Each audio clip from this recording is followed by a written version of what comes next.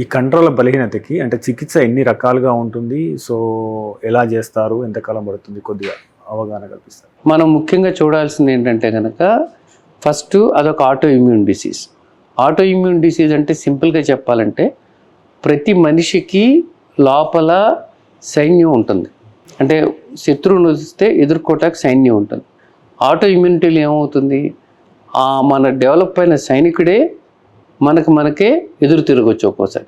దానికి కారణం బయట వచ్చిన శత్రువుకి లోపల ఉన్న బాడీని శత్రువుకి మిత్రువుకి డిఫరెన్స్ తెలవకపోవచ్చు యాంటీబాడీకి. అందుకనే మనం ఆటో ఇమ్యూనిటీ అంటాం. అంటే సెల్ఫ్ మన మీద మననే అటాక్ చేస్తుంది అనమాట. సో ఇలాంటివి వచ్చినప్పుడు ప్రాథమికంగా మనం ఏం చేయాలి, సిమ్టమ్స్ని ట్రీట్ చేయటమే కాకుండా ఆ ఆటో ఇమ్యూనిటీని కూడా సప్రెస్ చేయాలి. సో ఆటో ఇమ్యూనిటీని సప్రెస్ చేసే విధానాలు రకరకాలుగా ఉంటాయి. అంటే ఉదాహరణకి స్టీరాయిడ్స్ పెడతారు. అంటే కండరాల బలం ఇంప్రూవ్ అవటానికి మనం పైరిడోస్టిగ్మన్ అని నియోస్టిగ్మన్ అని లాంటి మందులు ఇస్తూ ఉంటాం. అలాగే కాకుండా డిసీజ్ మోడిఫైయింగ్ థెరపీ అంటే ప్రధాన కారణం, వ్యాధికి ప్రధాన కారణం, మూల కారణాన్ని దాన్ని ఎదుర్కోవటం. అంటే ఆ యాంటీబాడీస్ని మనం ఎదుర్కోవాలి. ఆ యాంటీబాడీస్ని ఎదుర్కోవటానికి ఏంటి పద్ధతి?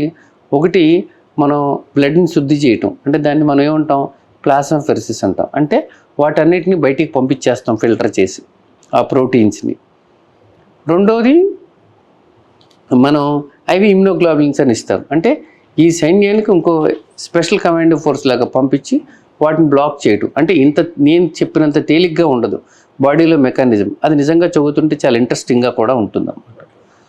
సో అలా మనం స్టీరాయిడ్స్ ఇస్తాం. స్టీరాయిడ్స్ అంటే ఏంటి, ఒక నిప్పు రాజుకున్నప్పుడు ఒక మొత్తం వాటర్ పోసి ఎలా ఆరిపేస్తామో అలా ఆరిపేయటం. సో అంటే ఫస్ట్ స్టీరాయిడ్ ఇచ్చి ఇవ్వటం వల్ల మనం ఏం చేస్తామంటే కనుక దాన్ని వెంటనే ఆర్పటానికి ట్రై చేస్తాం ఫాస్ట్. అయితే ఎప్పుడూ కూడా మనం చూడాల్సింది ఏంటంటే కనుక ఈ 3 ట్రీట్మెంట్స్కి దేని ప్లేస్ దానికి ఉంటుంది అన్నమాట.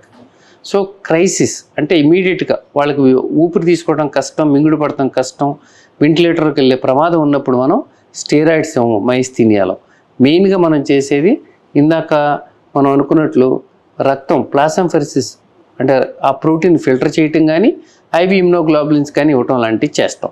మెడ్ ప్లస్ లో అదే మెడిసిన్ అదే క్వాలిటీ, మార్కెటింగ్ డిస్ట్రిబ్యూషన్ ఇంకోటి అంటూ వీళ్ళకి అదనపు ఛార్జీలు ఉండవు. అందువల్లే 50 to 80% డిస్కౌంట్ లో మనకు అందిస్తున్నారు.